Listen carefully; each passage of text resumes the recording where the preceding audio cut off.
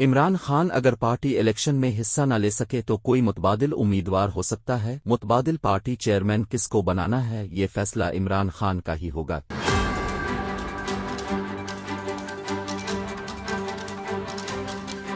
Election commission के intra party election कराने के फैसले को सुप्रीम कोर्ट में चैलेंज करेंगे। इंट्रा पार्टी इलेक्शन भी कराएंगे। मरकजी रहनुमा पीटीआई सेनेटर अली जफर ने कहा है कि इमरान खान अगर पार्टी इलेक्शन में हिस्सा न ले सके तो कोई मुतबादिल उम्मीदवार हो सकता है। मुतबादिल पार्टी चेयरमैन किसको बनाना है, ये फैसला इमरान खान का ही होगा। इलेक्शन कमीशन के इंट्रा पार्टी इलेक्शन कराने के फैसले को सुप्रीम कोर्ट में चैलेंज करेंगे। इंट्रा पार्टी इलेक्शन भी कराएंगे। उन्होंने जियो न्यूज के प्रोग्राम में गुफ्तगू करते हुए कहा कि इलेक्शन कमीशन का फैसला आ गया है। हमें खदशा था कि शायद बल्ले का निशान ही ना दें। इलेक्शन कमीशन ने दरमियानी रास्ता निकाला कि बल्ले का निशान पीटीआई है, लेकिन इंट्रा पार्टी इलेक्शन कराएं तो हम जरूर इलेक्शन कराएंगे। इसी तरह दूसरी बात, इलेक्शन कमीशन ने कहा था कि हल्फनामा दे दें, इलेक्शन कराने की जरूरत नहीं, इंतखाबी निशान उसके बगैर ही मिल जाएगा। लेकिन अब इसको तब्दील किया गया है तो फिर जरूर कोई मसला हुआ होगा। ये इस वक्त बता देते कि इलेक्शन कराएं तो हम इलेक्शन करा देते। इंट्रा पार्टी का इलेक्शन पार्टी के दरमियान इलेक्शन होता है, इसमें कोई कदगन नहीं होती। इलेक्शन कमीशन ने कहा कि आइन के मुताबिक इलेक्शन करा दें तो हम कराएंगे और इलेक्शन कमीशन मानेगा। इंतखाबी उम्मीदवारों का अभी फैसला करना है। हमने प्लान बीसी बनाया हुआ है। सुप्रीम कोर्ट ने अगर नवाज शरीफ को नाअहल किया था, वो पार्टी सदर नहीं थे, तो वो फिर भी पार्टी लीड करते रहे। इसी तरह इमरान खान के इलेक्शन न लड़ने से भी कोई फर्क नहीं पड़ेगा। उन्होंने कहा कि पार्टी का चेयरमैन किसको बनाना है, ये फैसला इमरान खान का ही होगा। इलेक्शन कमीशन का फैसला जो है, इसके मुताबिक बल्ले का निशान पीटीआई को ही मिलेगा।